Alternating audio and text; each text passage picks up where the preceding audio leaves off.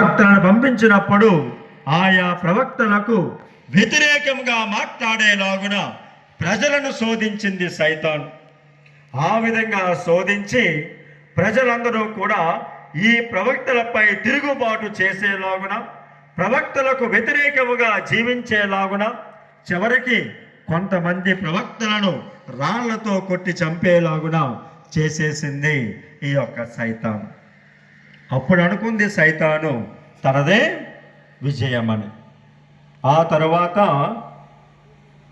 సైతాను ఎలాగైనా సరే మానవాళ్ళందరినీ కూడా తన వైపు మరల్చుకోవాలి, నేనే ఈ యొక్క లోకాన్ని పరిపాలించాలి, నేనే గొప్పగా ఈ లోకములో పిలువబడాలి అని అనుకున్నది.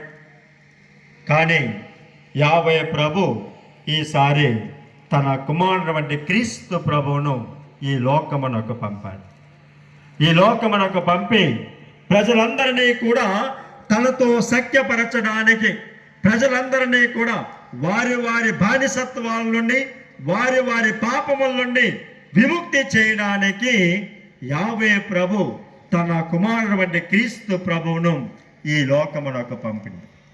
ఈ లోకమునకు పంపినటువంటి ఆ క్రీస్తు ప్రభువుని మనం తపస్స కాలములో మొదటి ఆదివారము రోజున మనం సువార్త పట్టణం చదివాం.